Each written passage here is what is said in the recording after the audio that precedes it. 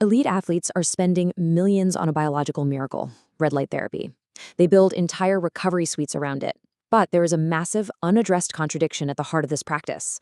Exposing your body to this exact same light for 20 minutes, rather than 5, can completely reverse the healing effect. More is not better. In fact, more can be actively destructive. Welcome back to Learning with Pratik. If you're new here, I try to increase neuroplasticity by exploring a new topic every day. I do all the reading and researching, so you don't have to. So let's dive into this explainer. We're going to unpack the profound and often misunderstood science of red light therapy and figure out why getting the dose wrong means you might be accidentally reversing your own recovery. To really understand the scale of what we're looking at, we have to look at who is actually using it, right? This is definitely no longer just some fringe wellness trend. Think about LeBron James. He reportedly invests around $1.5 million every single year into his body, and red light therapy is right there alongside his hyperbaric chambers. Or Justin Thomas, who made these light panels a central pillar of recovering from a spinal disc procedure. Even Novak Djokovic recently co-founded a whole wellness concept built entirely around this exact technology. From the LA Rams to the New York Liberty, the most elite training facilities on Earth are quietly ditching the ice bath and moving toward the light. It's a massive shift in how we think about human performance. But look, this isn't just hype driven by massive athletic budgets and placebo effects. We have hard, peer-reviewed data to back it up. A really fascinating study in the Journal of Athletic Training looked at athletes using red light immediately after heavy eccentric exercise. And the results were honestly staggering. These athletes had 47% less muscle soreness at the 48-hour mark compared to a control group. On top of that, a systematic review in Lasers and Medical Science showed that this therapy consistently lowers creatine kinase.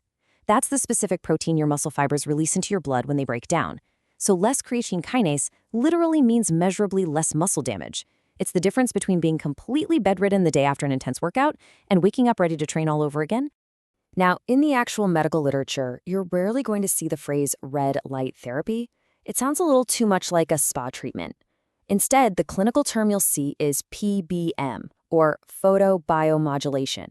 Let's break that word down. Photo means light, bio means life, and modulation means to regulate or adjust. So PBM is the non-thermal use of highly specific light wavelengths to directly alter how our cells function at a microscopic level. It doesn't work by heating up your tissue like a traditional sauna or numbing it like an ice pack. The light itself is fundamentally acting as a biological catalyst. To truly grasp how wild this is, we have to zoom in to the cellular level.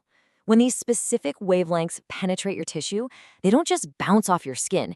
They are actively absorbed by chromophores right inside your mitochondria. You know, the energy-producing powerhouses of your cells. And this absorption kicks off a massive cascade of biological responses. The light energy is physically converted into cellular energy. It specifically ramps up the production of ATP, or adenosine triphosphate. In plain English, your cells are suddenly handed this massive surplus of functional energy to repair damage, regenerate tissue, and just operate at absolute peak efficiency. It's literally like plugging a cellular battery into a charger.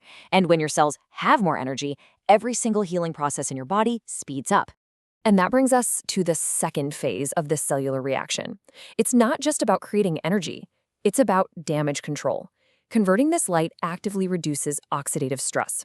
A recent meta-analysis showed that photobiomodulation reduces major inflammatory markers, things like CRP and IL-6, by up to 40% in controlled trials. To put that simply, those are the exact markers that dictate how swollen, stiff, and painful your joints feel after an injury. Your body is essentially being flooded with a highly potent, localized anti-inflammatory response, prompted entirely by absorbing photons. It targets the actual root cause of your pain rather than just masking the symptom. But here's the catch. Not all light is created equal.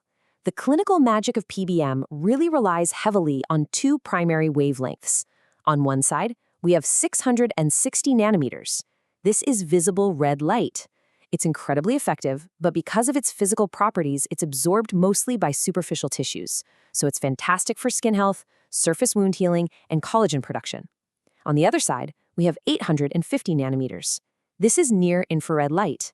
It's completely invisible to the human eye, but it penetrates much, much deeper.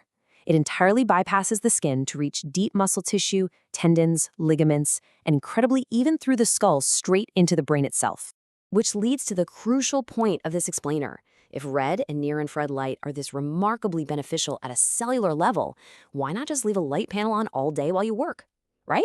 If 5 minutes is good, isn't 50 minutes amazing? Can you actually overdose on light? This brings us to the core mystery of photobiomodulation, and it's exactly where thousands of well-intentioned people are unknowingly sabotaging their own health and recovery. The answer is a definitive yes. In pharmacology and photobiology, this completely counterintuitive reality is governed by something called the Arndt-Schultz law. The basic rule states that weak stimuli slightly accelerate vital activity. Stronger stimuli raise it even further until a peak is reached, but excessive stimuli suppress or inhibit that activity. When you apply too much light, you don't just stop getting the benefits. The injury or inflammation paradoxically tends to be exacerbated. The body experiences a massive surge in oxidative stress and way too much activation of a protein complex called NF-kappa B. Basically, it triggers cellular panic. Instead of giving the cell energy, you push it straight past stimulation, directly into exhaustion and complete biological inhibition. We call this the biphasic dose response. Take a look at this curve for skin treatments. On the left vertical axis, you have the biological effect, and on the bottom horizontal axis, the dose in joules per square centimeter. As you increase the dose from 0, the benefits climb really fast. They peak perfectly right in that middle zone, the ultimate sweet spot for cellular repair. But watch what happens as the dose continues to increase. The curve doesn't just flatten out and plateau, it plummets. It drops right past the baseline into negative territory, complete biological inhibition. If you stand in front of a powerful panel for 30 minutes, hoping to clear up a skin issue, you are operating entirely in that destructive zone.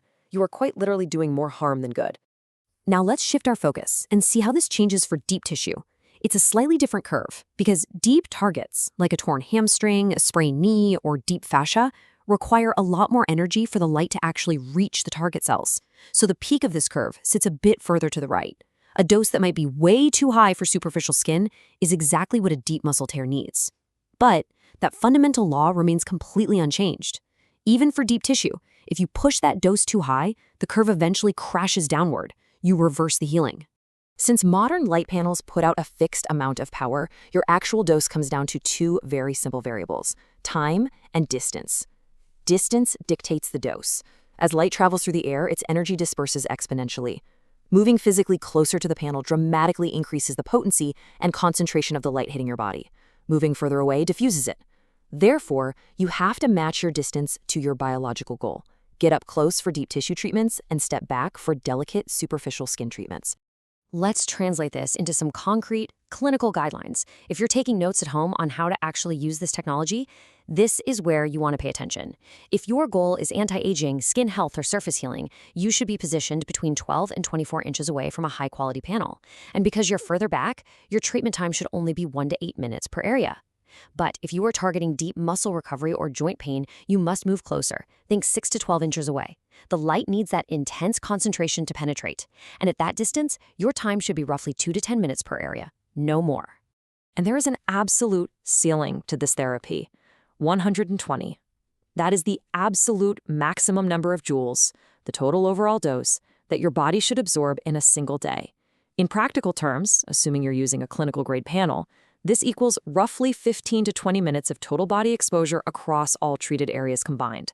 So if you do 3 minutes on your chest, 4 minutes on your legs, and 4 minutes on your back, you are perfectly within the optimal biological range. But if you stand there for 45 minutes, you have completely crossed the threshold into bioinhibition and cellular exhaustion. So to summarize the actionable protocols for photobiomodulation, first, always start slow. If your health is severely compromised or you're dealing with chronic illness, your cells have a much lower threshold for stimulation. Do not rush the process. Second, keep 12 or more inches away for superficial skin issues. Third, stay within 6 to 12 inches for deep tissue and dense muscle recovery. And finally, never exceed that 120 joule limit for your entire body in a single session. Sticking to the lower end of these dose ranges is mathematically and biologically the absolute best approach you can take. Less really is more.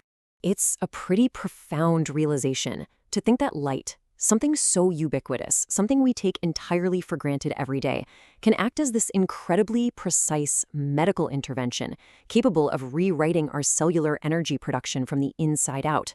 But like any powerful intervention, it demands respect, precision, and a real understanding of its limits. So look at your own routine. Are you optimizing your recovery or accidentally reversing it? Let me know your thoughts in the comments below, especially if you have something particular in mind. Thanks for watching. Tomorrow, we open a different page. Until then, Pratik out.